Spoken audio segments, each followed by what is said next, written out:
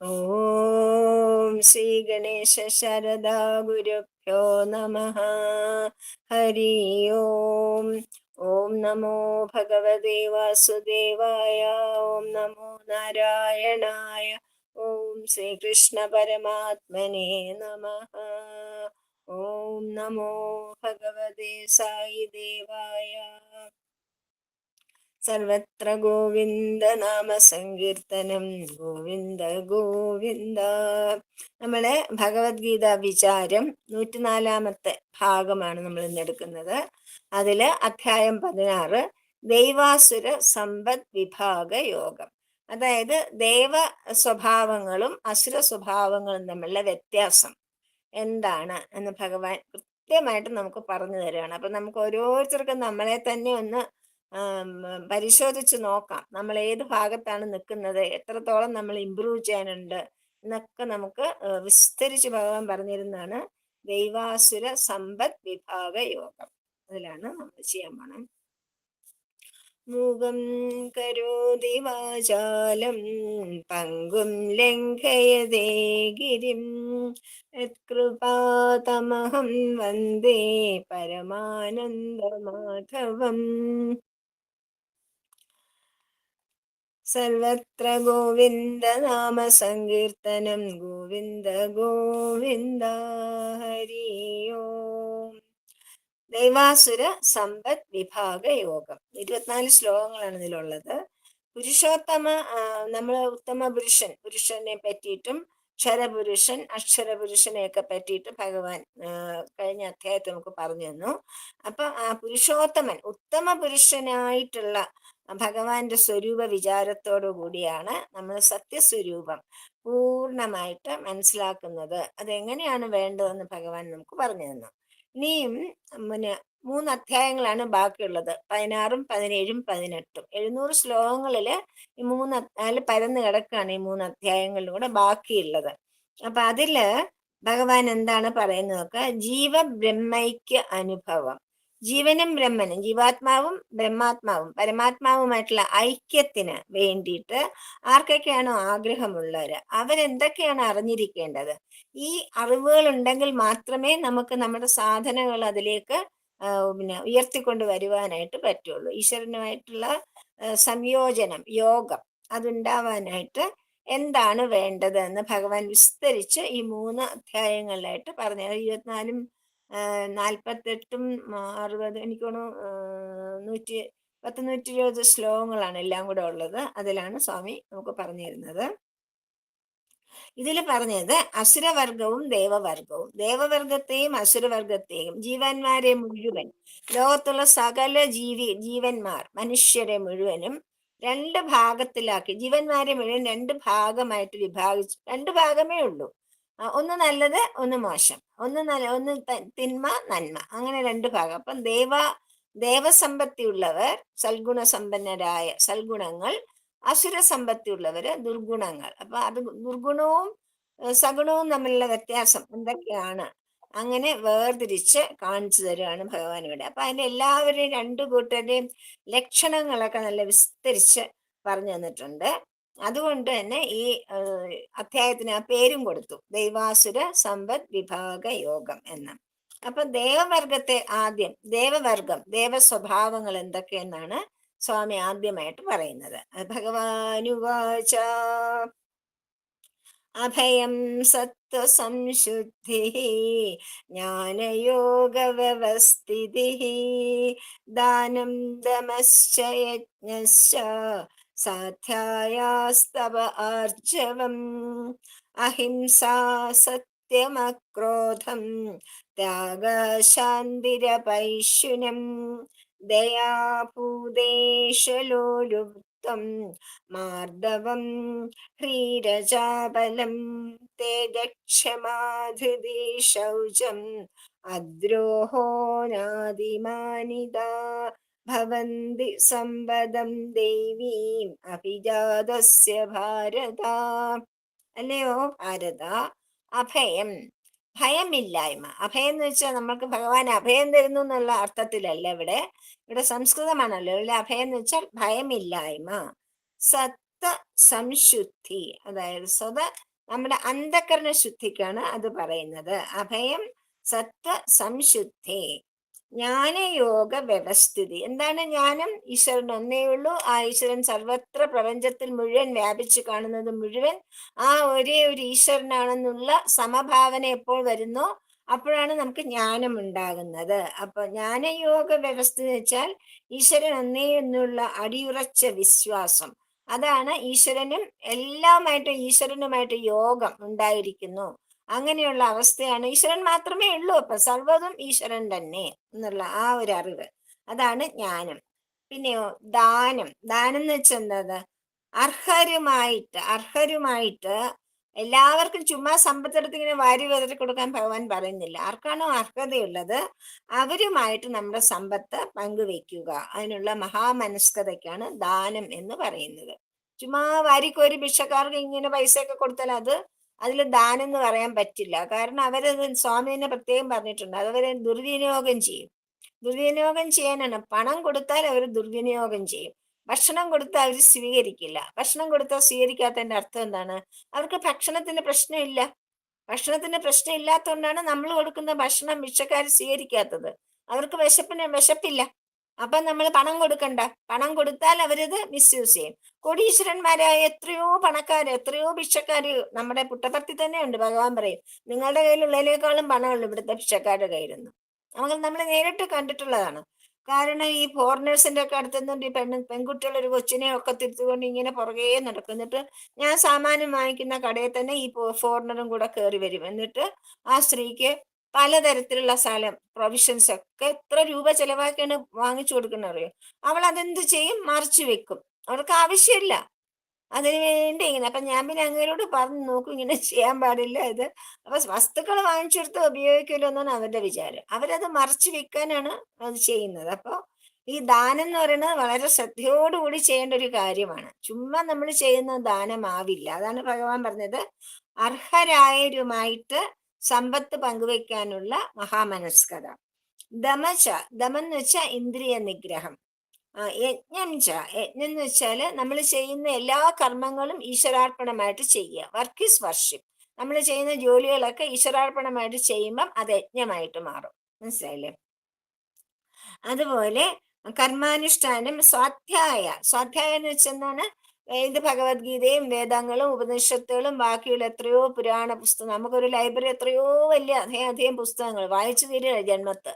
അത്രയധികം പുസ്തകങ്ങളാണ് നമ്മളുടെ ഹിന്ദുക്കൾക്ക് മാത്രമുള്ളത്. പിന്നെ ബാക്കിയുള്ളവർ അപ്പൊ എല്ലാം കൂടെ നോക്കിയാൽ നമുക്ക് ഈ ജന്മത്ത് വായിച്ചു തീർക്കാനുള്ള പുസ്തകങ്ങളൊന്നല്ല ഈ ലോകത്ത് നിലവിലുള്ളത്. അപ്പൊ നമുക്ക് ഏറ്റവും ശ്രേഷ്ഠമായിട്ടുള്ള നമ്മുടെ ആധ്യാത്മികമായ ഉന്നതിക്ക്, നമ്മുടെ സ്വഭാവത്തിന്റെ പരിവർത്തനത്തിന് ഉതകുന്നതായ നല്ല നല്ല പുസ്തകങ്ങൾ, അതായത് പുരാണങ്ങളും ഇതിഹാസങ്ങളും ഭഗവത്ഗീതയും രാമായണവും അങ്ങനെയുള്ള പുരാണ പുസ്തകങ്ങളൊക്കെ, ശാസ്ത്ര പുസ്തകങ്ങൾ, വേദം, ഇതിഹാസം, ഇതൊക്കെ പഠിക്കുന്നതിന്, സ്വയം പഠിച്ചെടുക്കുന്നതിനാണ് സ്വാധ്യായം എന്ന് പറയുന്നത്. അപ്പം ശാസ്ത്ര പഠനം. തപ എന്ന് വെച്ചാൽ എന്താണ്? തപസ് എന്ന് വെച്ചാല് എന്താണ്? തപസ് എന്ന് വെച്ചാൽ നമ്മൾ വലിയ കാട്ടിപ്പോയി കുത്തിയിരുന്ന് തലകുത്തി നിൽക്കണം, അതൊന്നും തപസ്സല്ല. തപസ് എന്ന് വെച്ചാൽ ഏകാഗ്രതയോടുകൂടി ഏതെങ്കിലും കാര്യം പരിശീലനം ചെയ്യുന്നതിനാണ്, ഏകാഗ്രത പരിശീലിക്കുന്നതിനാണ് തപസ് എന്ന് പറയുന്നത്. സ്വാധ്യായം. പിന്നെ ആർജവം എന്ന് വെച്ചാൽ കപടമില്ലായ്മ, യാതൊരു തരത്തിലുള്ള കള്ളത്തരങ്ങളും ഇല്ല, നിഷ്കപടമായ പെരുമാറ്റം, അതിനാണ് ആർജവം എന്ന് പറയുന്നത്. നിഷ്കളങ്കമായ പെരുമാറ്റം. അഹിംസ, ആരോടും ദ്രോഹബുദ്ധിയില്ല. അഹിംസ എന്ന് വെച്ചാൽ കൊല്ലല് മാത്രമല്ല അഹിംസ എന്ന് വെച്ചാൽ. ഒരാളെ കൊന്നാലേ ഒരാള് പിന്നെ ഹിംസ ചെയ്യുന്നു എന്ന് അർത്ഥമില്ല. നമുക്ക് വാക്കുകൊണ്ടും മനസ്സുകൊണ്ടും ചിന്ത കൊണ്ടും പ്രവൃത്തി കൊണ്ടും എല്ലാം മറ്റുള്ളവരെ ഹനിക്കാൻ പറ്റും. മറ്റുള്ളവർക്ക് സന്തോഷം, സങ്കടം ഉണ്ടാക്കുന്ന എല്ലാ കാര്യങ്ങളും ഹിംസയാണ്. അപ്പം അഹിംസ എന്ന് പറയുന്നത് ആരോടും ഒരു ദ്രോഹബുദ്ധി നമുക്കില്ല, അങ്ങനെയാണ്. സത്യം, സർവത്ര ഈശ്വര ബുദ്ധി നിലനിർത്തുക, അതാണ് സത്യം. അക്രോധം, ആരോടും കോപിക്കാതിരിക്കുക. ത്യാഗം എന്ന് വെച്ചാൽ എന്താണ്? എന്റേതെന്നുള്ള ഭാവമില്ല. നമുക്ക് എന്തുണ്ടെങ്കിലും എന്റേതെന്നുള്ള ഞാൻ, എൻ്റെ എന്നുള്ള ആ ഒരു അടക്കിപ്പിടിക്കില്ല, മമത, അതില്ലാതെ അത് ത്യജിക്കുക, ആ ഒരു മനസ്ഥിതി, അതിനാണ് ത്യാഗം എന്ന് പറയുന്നത്. അപ്പൊ നമുക്ക് നിസ്സംഗതയോടുകൂടി നമ്മുടെ വസ്തുക്കളൊക്കെ അനുഭവിക്കുക. അപ്പൊ നമുക്ക് ഉപേക്ഷിക്കാൻ ഒരു പ്രയാസം ഉണ്ടാവില്ല. എന്റേതെന്ന് പറഞ്ഞ് അടക്കി പിടിച്ചുകൊണ്ട് നമ്മൾ ചെയ്യുമ്പോഴാണ് നമുക്ക് ഉപേക്ഷിക്കാൻ പ്രയാസം, ത്യജിക്കാൻ പ്രയാസം. അതുകൊണ്ട് ത്യാഗത്തിന് അങ്ങനെ പറയുന്നത്. മനസ്സിന്റെ പിന്നെ പിന്നെ ശാന്തി എന്ന് പറഞ്ഞാൽ എന്താണ്? മനസ്സിന്റെ അടക്കം. മനസ്സ് ഒരിടത്ത് ശാന്തമായിട്ട്, മനസ്സ് ശാന്തമാവുന്നതാണ് ശാന്തി എന്ന് പറയണം. മനസ്സിനകത്ത് യാതൊരു വിധത്തിലുള്ള കന്മഷങ്ങൾ ഇല്ലാതിരിക്കുക, മനസ്സ് ഓടിപ്പാഞ്ഞ് അവിടെ ഇവിടെയൊക്കെ നടക്കാതിരിക്കുക. എപ്പോഴും നമ്മുടെ മനസ്സ് നമ്മളൊരു സ്ഥലത്ത് മിണ്ടാതെ കിടന്നാലും ഇരുന്നാലും നമ്മൾ എവിടെയൊക്കെയാണ് പോകുന്നത്, നമ്മുടെ മനസ്സ് നമ്മൾ എവിടെയൊക്കെയാണ് കൊണ്ടുപോകണം, എന്തൊക്കെ ചിന്തകൾ, എന്തൊക്കെ അനുഭവങ്ങൾ, ആരുടെയൊക്കെ അനുഭവങ്ങൾ, ആരുടെയൊക്കെ കൂടെയാണ് നമ്മുടെ മനസ്സ് വിഹരിക്കുന്നത്. ആ മനസ്സിനെ അടക്കി ആ വിഹാരങ്ങളൊന്നും ഇല്ലാതിരിക്കുന്ന അവസ്ഥയ്ക്കാണ് ശാന്തി എന്ന് പറയുന്നത്. അല്ലെങ്കിൽ എന്ത് പറ്റും, നമ്മുടെ ഓരോ അനുഭവങ്ങളുടെ പിന്നാലെ നമ്മൾ ഈ മനസ്സുകൊണ്ട് പോകുമ്പോൾ, ചിന്തിക്കുമ്പോൾ അതിലൊക്കെ ഉണ്ടാകുന്ന വിഷമങ്ങളൊക്കെ നമ്മളെ ബാധിക്കും. അപ്പൊ നമുക്ക് ശാന്തി എങ്ങനെ ഉണ്ടാവുക? അപ്പൊ ശാന്തത എന്ന് പറയുന്നത് മനസ്സിന്റെ സ്വസ്ഥത. അതിനാണ് ചാഞ്ചല്യം മാറി മനസ്സടങ്ങിയിരിക്കുക. അതിനാണ് അപൈശ്യനം എന്ന് വെച്ചാല് പരദോഷം കാണാതിരിക്കുക. ഭഗവാൻ പറഞ്ഞത് തന്നെയാണ് നമ്മുടെ അടുത്ത് പറയുന്നത്. ഗോസിപ്പ്, ചുമ്മാ മറ്റുള്ളവരെ പറ്റി കുറ്റം പറയാ, ഉള്ളതും ഇല്ലാത്തതും ഒക്കെ ഏറ്റിക്കുച്ച് കൂട്ടി പറയുക, കുറ്റം പറയുക, പറ്റുള്ളവരുടെ ദോഷം കാണാതെ ഇരിക്കുന്നതാണ്. ചില ആൾക്കാരുണ്ട് ദോഷൈക ദീർക്കാണ്. എത്ര നല്ല കാര്യം ചെയ്താലും അതിലെ ചീത്ത കാര്യം കണ്ടുപിടിക്കും. എത്ര നല്ല കാര്യം ചെയ്ത് വെച്ചു കൊടുത്താലും നല്ലൊരു ഉടുപ്പ് വെച്ചു കൊണ്ടുവന്നാല് ഒന്നുകിൽ അതിന്റെ കളർ കൊള്ളില്ല എന്ന് പറയും, അല്ലെങ്കിൽ തച്ചത് അത്ര ശരിയായില്ല എന്ന് പറയും. അങ്ങനെ അതിലെ ഏതെങ്കിലും ഒരു സാധനത്തിൽ ദോഷം കാണുന്ന ആൾക്കാരാണ് ദോഷൈക ദീർക്കെന്ന് പറയുന്നത്. അപ്പം ഇങ്ങനെയുള്ള പിന്നെ ദൈവസമ്പത്തിയുള്ള ഒരാൾക്ക്, അതായത് ദേവസ്വഭാവമുള്ള ഒരാൾക്ക്, സത്യമായ സ്വഭാവം അതുള്ള ഒരാൾക്ക് പരന്മാരുടെ ദോഷങ്ങൾ കാണാൻ പറ്റില്ല. ദോഷം ഉണ്ടെങ്കിലും കാണില്ല, അതാണ്. ദോഷം ഉണ്ടെങ്കിലും കാണാത്ത അവസ്ഥയാണ് ദൈവസമ്പത്തി. ഭൂതേഷു ദയ, എല്ലാ ജീവികളോടും കാരുണ്യം, എല്ലാ ജീവികളോടും, ഉറുമ്പ് തൊട്ട് കിളികളോടും പട്ടിയോടും പൂച്ചയോടും എല്ലാത്തിനോടുമുള്ള ദൈവം. അലോലുപ്തം, അലോലുപ്തം എന്ന് വെച്ചാൽ ഒന്നിനും ലാലസം എന്ന് വെച്ചാൽ കൊതി, അലോലുപ്തം എന്ന് വെച്ചാൽ ഒന്നിലും കൊതിയില്ല, ഒന്നും വേണമെന്നുള്ള, എന്തുകൊണ്ട് വെച്ചാലും ഒരു ആർത്തി ഒന്നുമില്ല, ഒരു കൊതി കാണിക്കാതിരിക്കുക. അതിനാണ് മാർദ്ദവം. മാർദ്ദവം എന്ന് വെച്ചാൽ മൃദുവായ പെരുമാറ്റം, അതാണ് മാർദ്ദവം. സോഫ്റ്റ്, സ്വാമി പറയില്ലേ സോഫ്റ്റ് ആൻഡ് സ്വീറ്റ്, അതാണ്.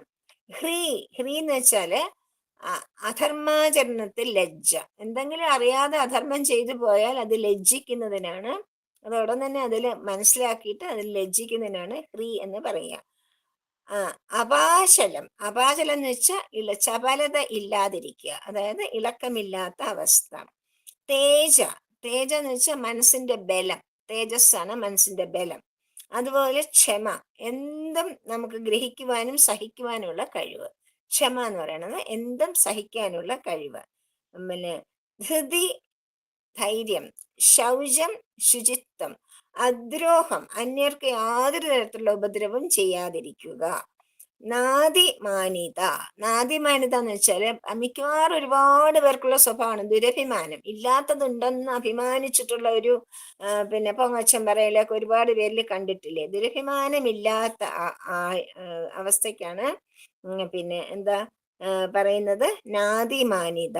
അല്ലയോ അർജുന, ദേവീം സമ്പദം അഭിജാതസ്യ, ദേവമാർഗത്തിൽ ജനിച്ച ആൾക്ക്, അതായത് ദൈവസമ്പത്തോടു കൂടി ജനിച്ച ആൾക്ക് ഇങ്ങനെയുള്ള സ്വഭാവങ്ങളൊക്കെ ഉണ്ടായിരിക്കും.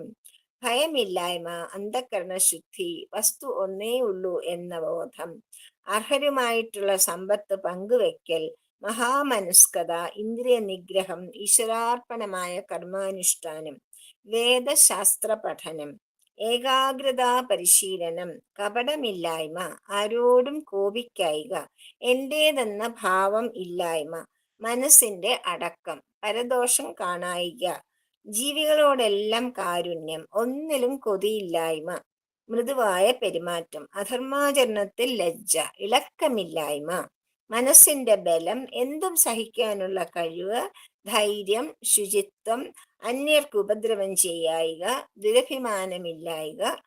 ഇതൊക്കെയാണ് അർജുന ദൈവസമ്പത്തി എന്ന് പറയുന്നത്. ദൈവമാർഗത്തിൽ ജനിച്ച ആൾക്കാരുടെ സ്വഭാവം ഇങ്ങനെ തന്നെ ആയിരിക്കും. ദേവീ സമ്പത്ത്, ചിത്തമൊക്കെ ശുദ്ധീകരിച്ച് സത്യത്തോട് അടുപ്പിക്കുന്ന സദ്വാസനയാണ് ദൈവസമ്പത്ത്. അതിന് ചിത്തശുദ്ധിയാണ് നമ്മുടെ എല്ലാ കർമ്മങ്ങളുടെയും ലക്ഷ്യം. നമ്മുടെ എല്ലാ സാധനങ്ങളെയും ആത്മീയമായിട്ട് നാം ചെയ്യുന്ന എല്ലാ സാധനങ്ങളുടെയും ലക്ഷ്യം എന്താണ്? ചിത്തശുദ്ധിയാണ്. അപ്പോൾ ആ ചിത്തശുദ്ധിയാണ് ദൈവീ സമ്പത്ത് എന്ന് പറയുന്നത്. ചിത്തത്തെ മലിനമാക്കി സത്യത്തിൽ നിന്നും അകറ്റുന്ന ദുർവാസനയ്ക്കാണ് ആസുരി സമ്പത്ത് എന്ന് പറയുന്നത്. അതായത് അവരുടെ, നമുക്കറിയാലോ, നമ്മൾ എത്രയോ അസുരന്മാരുടെ കഥകൾ പഠിച്ചിരിക്കുന്നു. അവർക്കൊക്കെ എന്താണുള്ളത്? അവരുടെ ചിത്തം നിർമ്മലമല്ല. അതാണ് അവരെ അസുരന്മാർ നമ്മൾ പറയുന്നത്. അത് അവിദ്യാസമ്പത്താണ്. അവർക്ക് ജ്ഞാനമില്ലാത്തത് കൊണ്ട്, വിദ്യയില്ല, ഇരുട്ടിലാണ്, അവര് തമസ്സിലാണ്. അതാണ്. ദൈവീ സമ്പത്താണ് ധർമ്മം, ആസുരി സമ്പത്ത് അധർമ്മം. ദൈവീ സമ്പത്ത് പ്രകാശം, ആസുരി സമ്പത്ത് ഇരുട്ടാണ്. ബ്രഹ്മശക്തിയായ മായയുടെ വിപരീത ഗതികളായ മാർഗങ്ങളിൽ, അതായത് മായയുടെ രണ്ട് മാർഗങ്ങളാണ്, ഒന്ന് ദേവീ മാർഗവും ഒന്ന് ആസുര മാർഗവും. അതാണ് ഇവിടെ പറഞ്ഞു തരുന്നത്. ആരേതിനെ വളർത്തുന്നു എന്ന് ആശ്രയിച്ചിട്ടാണ് അവന്റെ വർഗം വേർതിരിയുന്നത്. നമ്മൾ ഏതിനെയാണോ അനുധാവനം ചെയ്യുന്നത്, അനുസരിച്ച് നമ്മൾ ജീവിക്കുന്നത്, അതനുസരിച്ച് നമ്മളെ രണ്ടായിട്ട് ഭാഗിക്കും. ഒന്നിൽ അസുര സമ്പത്തിലിടും, അല്ലെങ്കിൽ നമ്മളെ ദേവി സമ്പത്തിലിടും. അങ്ങനെയാണ് അതിന്റെ ഇത് പോകുന്നത്. അപ്പം സദ്വാസനയും ദുർവാസനയും എല്ലാ ജീവികൾക്കും ഉണ്ട്, എല്ലാവരിലും ഉള്ളിലുണ്ട് സദ്വാസനയും ദുർവാസനയും. അതായത് ഒരു ഭാഗത്ത് സത്യധർമ്മ ശാന്തി പ്രേമ ഹിംസ ഉണ്ട്, മറ്റേ ഭാഗത്ത് കാമക്രോധ ലോകമോഹാദികളും ഉണ്ട്. രണ്ടുമുള്ളത് കൊണ്ട് പൗരുഷം കൊണ്ടും ശാസ്ത്ര പഠനം കൊണ്ടും ഇത് തിരിച്ചറിഞ്ഞ് നല്ലതിനെ വളർത്തിയെടുക്കേണ്ടതാണ് നമ്മുടെ കർത്തവ്യം. ദേവീ സമ്പത്ത് ശാസ്ത്ര പഠനവും പൗരുഷവും ഇല്ലാതെ വരുമ്പോൾ സ്വാഭാവികമായിട്ട്, അതായത് നമ്മൾ ഒരു വിദ്യയും അഭ്യസിക്കാതെയും ഒന്നിനെ പറ്റി ഒരു ചിന്തയില്ലാതെയും വെറുതെ ഇങ്ങനെ ജീവിച്ച് പോകുന്നതിനാണ്, ഇരുട്ടാണത്, തമസ്സാണ്, നമുക്ക് പ്രകാശമില്ല. അതിനാണ് ആസുരി സമ്പത്ത് എന്ന് പറയുന്നത്. അഭയം തുടങ്ങി 26 എണ്ണമാണ് ഭഗവാൻ ഇവിടെ, 26 ഗുണങ്ങളെയാണ് ഭഗവാൻ ഈ 3 ശ്ലോകങ്ങളിലൂടെ നമുക്ക് പറഞ്ഞത്. ഇവയിൽ പലതിൻ്റെയും ഭേദം അല്പം മാത്രമാണ്, തമ്മിൽ കുറച്ച് വ്യത്യാസമേ ഉള്ളൂ. മനസ്സിലായില്ലേ? ഇപ്പൊ സത്യം എന്ന് പറയുന്നതും ആർജവം എന്ന് പറയുന്നതും ഒരുപോലെ തന്നെയാണ്, രണ്ടും ഒരേ കാര്യമാണ്. അപ്പൊ ബ്രഹ്മം മാത്രമാണ് സത്യം, മറ്റതൊക്കെ അസത്യമാണ്. അതുകൊണ്ട് ഇവിടെ ആത്യന്തികമായി ഒരു കേടും വരാനില്ല എന്ന ഉറപ്പാണ് ഭയമില്ലായ്മ. എന്താണ് അഭയം എന്ന് പറഞ്ഞു? ഭയമില്ലായ്മ. അതിനെ വിസ്തരിക്കുകയാണ്. ഭയമില്ല എന്ന് പറഞ്ഞാല് പിന്നെ ഇവിടെ ആത്യന്തികമായി ഒന്നിനും ഒരു കുറവുമില്ല എന്ന ഉറപ്പാണ്. അത് ജ്ഞാന യോഗ വ്യവസ്ഥിതിയാണ് ഭയമില്ലായ്മ. ജ്ഞാനയോഗത്തില് നമ്മൾ ജ്ഞാനം, അത് അറിവ് നല്ലപോലെ ഉണ്ടായി കഴിയുമ്പോൾ നമുക്ക് നിർഭയത്വം ഉണ്ടാവും. നമുക്ക് അറിവില്ലാത്തൊരു സ്ഥലത്ത് പോയാലേ നമുക്കൊരു ഭീതി, ഒരു ആശങ്കയില്ലേ, ഒരു ഭയമില്ലേ? നേരെ വെച്ച് നമ്മളൊരു അറിയുന്ന സ്ഥലത്ത് അറിയുന്ന ആൾക്കാരെ കാണാനാണ് പോണതെങ്കിൽ നിങ്ങൾക്ക് നിർഭയത്വമല്ലേ ഉള്ളത്. അതുപോലെ തന്നെയാണ് ഈ കാര്യങ്ങളും. ഇങ്ങനെയുള്ള കാര്യങ്ങളെ പറ്റി നമുക്ക് അറിവുണ്ടെങ്കിൽ നമുക്ക് ഭയമുണ്ടാവില്ല. അതിനാണ് സത്വബുദ്ധി അഥവാ അന്ധകരണ ശുദ്ധി. അതുകൊണ്ട് വേണം ഇത് നമുക്ക് മനസ്സിലാക്കിയെടുക്കാൻ. നമുക്ക് അന്ധകരണ ശുദ്ധി ഉണ്ടെങ്കിൽ മാത്രമേ ഇത് മനസ്സിലാവുകയുള്ളൂ. ധനത്തിൽ തൻ്റേതെന്ന മമതയില്ലാത്ത ആൾ അർഹതയുള്ള ആരുമായും അത് പങ്കിടാൻ എപ്പോഴും തയ്യാറായിരിക്കും. നമ്മൾ കണ്ടിട്ടില്ലേ ഒരുപാട് പണക്കാരായ ആൾക്കാര് നമ്മുടെ നാട്ടിൽ ഇഷ്ടം പോലെ ആൾക്കാരുണ്ട്. ഇഷ്ടംപോലെ സ്ഥലങ്ങള്, സെന്റ് കണക്കിന് സ്ഥലങ്ങൾ കൊടുക്കണു, ഒരു സ്കൂളിന് വേണ്ടി തന്റെ സ്വത്ത് മുഴുവൻ എഴുതി കൊടുക്കണു, അല്ലെങ്കിൽ ഒരുപാട് സമ്പത്ത് കൊടുക്കണു. അങ്ങനെയൊക്കെ നമ്മൾ എത്രയോ ആൾക്കാരെ കണ്ടിട്ടുണ്ട്. ഇതൊന്നും ചെയ്യാത്ത ഒരുപാട് പണക്കാരും ഉണ്ടല്ലോ. നമ്മളുണ്ടാക്കി കഷ്ടപ്പെട്ടുണ്ടാക്കി നമ്മളിപ്പോ എന്തിനാ കൊടുക്കണേ എന്ന് വിചാരിക്കുന്നത് നമ്മളും ഉണ്ടല്ലോ, അല്ലേ? അപ്പം ധനത്തിന് ഞാൻ ഉണ്ടാക്കിയത് കൊണ്ട് എന്റേതാണ് എന്നുള്ള മമത ഇല്ലാത്ത ആൾക്കാരാണ് മറ്റുള്ളവർക്ക് വേണ്ടി ഇതൊക്കെ ചെയ്യുന്നത്. അവര് തന്നെ കഷ്ടപ്പെട്ടുണ്ടാക്കിയ പണമാണ്, പക്ഷെ അവർക്കത് പങ്കുവയ്ക്കാൻ ഒരു മടിയുമില്ല. അതിന്റെ അർത്ഥം എന്താണ്? അവര് വളരെ ദൈവീ സമ്പത്തുള്ള ആൾക്കാരാണ്, അവര് ദൈവീകമായ ഗുണങ്ങളുള്ള ആൾക്കാരാണ്. അതുകൊണ്ടാണ് അത് പങ്കിടാൻ അവർക്ക് എപ്പോഴും തയ്യാറായിരിക്കുന്നത്. അതിനാണ് ദാനം എന്ന് പറയുന്നത്. ഇന്ദ്രിയ നിഗ്രഹവും യജ്ഞരൂപേണയുള്ള കർമാനുഷ്ഠാനവും ഭഗവാൻ ഗീതയിൽ മുഴുവൻ പറഞ്ഞിരിക്കുന്ന അതാണ്. ഇന്ദ്രിയ നിഗ്രഹവും പിന്നെ കർമ്മ ഫലപ്രാപ്തി വേണ്ട എന്നുള്ള നിഷ്കാമ കർമ്മവും, അതാണ് ഭഗവാൻ എല്ലായിടത്തും പറയുന്നത്. അത് നമുക്ക് നേടണമെന്നുണ്ടെങ്കിൽ നമുക്ക് പിന്നെ സത്സംഗവും ഗുരു ശുശ്രൂഷയും വേണം. നമ്മൾ സത്സംഗവും, ഗുരു എന്ന് പറഞ്ഞാൽ ഈശ്വരൻ തന്നെയാണ് ഗുരു. ഈശ്വരനെ ശുശ്രൂഷിക്കുക എന്ന് വെച്ചാൽ എന്താണ്? ഈശ്വരന് വേണ്ടിയുള്ള സേവനങ്ങൾ ചെയ്യുക, ഈശ്വര പ്രാർത്ഥന ചെയ്യുക, അതൊക്കെ. ശാസ്ത്ര പഠനം, ഈശ്വര കഥകൾ, എത്രയോ പുരാണങ്ങളും എത്രയോ വേദാന്തങ്ങൾ നമുക്കുണ്ട്. അതൊക്കെ പഠിച്ച് ഈശ്വരന്റെ മഹത്വം മനസ്സിലാക്കി എടുക്കുന്നതിനാണ് ശാസ്ത്ര പഠനം അല്ലെങ്കിൽ സ്വാധ്യായം എന്ന് പറയുന്നത്. അങ്ങനെ ശാസ്ത്ര പഠനം, ധാന്യാഭ്യാസം, നിരന്തരമായ ഈശ്വര ബുദ്ധി അഭ്യസിക്കലാണ് പിന്നെ തപസ് എന്ന് പറയുന്നത്. വെറും ശാരീരികമായ ഹിംസാത്യാഗം മാത്രമല്ല അഹിംസ, അത് പൂർണ്ണമായി ഈ ലോകത്ത് അഹിംസ പൂർണ്ണമായിട്ട് നടപ്പാക്കാൻ ആർക്കും പറ്റില്ല. കാരണം മനസാ വാച കർമ്മണ ആരെയും ദ്രോഹിക്കാൻ, ഒരിക്കലും ദ്രോഹിക്കാൻ പാടില്ലാത്ത അവസ്ഥയാണ് അഹിംസ. അത് ഇമ്പോസിബിൾ ആണ്. എവിടെയെങ്കിലും എപ്പോഴെങ്കിലും ഒക്കെ നമ്മൾ ചെയ്തു പോകും. പക്ഷെ അതിന്റെ ഏറ്റക്കുറച്ചില്ല ഉണ്ടാകാം, നമുക്ക് ഒരു ചെയ്യാതിരിക്കാം ഒരുപാട് കാര്യങ്ങൾ. അതുകൊണ്ടാണ് ആരോടും ദ്രോഹമില്ലാത്ത ബുദ്ധിയാണ് അഹിംസ എന്ന് ഭഗവാൻ പറഞ്ഞത്. യുദ്ധത്തിൽ പോലും ഭഗവാൻ അർജുനനോട് പറഞ്ഞ, ദ്രോഹബുദ്ധി ഇല്ലാതെ യുദ്ധം ചെയ്യൂ, നിന്റെ കർമ്മമല്ലേ, നിന്റെ സ്വധർമ്മമാണ്, നിന്റെ സ്വധർമാനുഷ്ഠാനമാണ് യുദ്ധം ചെയ്ത് ധർമ്മത്തെ രക്ഷിക്കുക എന്നുള്ളത്.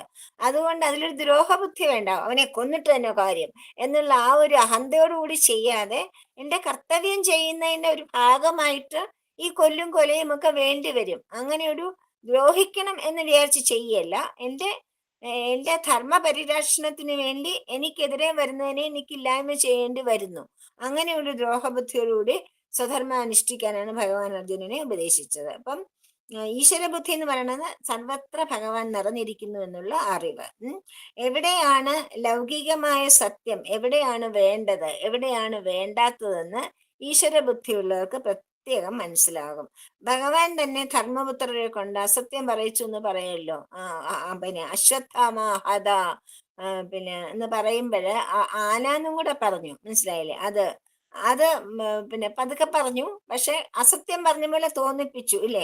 അതുപോലെ പിന്നെ കോപത്തെ നരകത്തിന്, അതായത് പിന്നെ എങ്ങനെയാണോ ഏതെങ്കിലും നമ്മൾ കർമ്മം ചെയ്യുന്ന സമയത്ത് വേണ്ടാത്തതും വേണ്ടതും തീരുമാനിക്കാനുള്ള കഴിവ്, വേണ്ടത് ചെയ്തതാണ് ആ ഒരു അസത്യമാണെന്ന് തോന്നിക്കുന്ന ഒരു സത്യം പിന്നെ ധർമ്മപുത്രരെ കൊണ്ട് പറയിപ്പിച്ചു. ശരിക്കും അശുദ്ധമാവുന്ന ഒരു ആനയെ കൊന്നു, അതുകൊണ്ട് അത് സത്യമാണ്, ആ സത്യം തന്നെയാണ് ധർമ്മപുത്രർ പറഞ്ഞത്. പക്ഷെ അത് കേട്ടപ്പോ അശുദ്ധമാവുന്ന മകനുള്ള ആൾക്കത് അഫക്റ്റഡ് ആയി, മനസ്സിലായില്ലേ? അപ്പം വേണ്ടതും വേണ്ടാത്തതും എവിടെ പ്രയോഗിക്കണം എന്നുള്ള ഒരു ബുദ്ധി, ശ്രദ്ധാബുദ്ധി, അതും കൂടെ ഭഗവാൻ പഠിപ്പിക്കുകയാണ്. അതിനാണ് സത്യം എന്ന് പറയുന്നത്. പിന്നെ എൻ്റെതായിട്ടൊന്നുമില്ല, എല്ലാം ഭഗവാന്റേതാണ് എന്നുള്ള അറിവാണ് ഏറ്റവും വലിയ ത്യാഗം.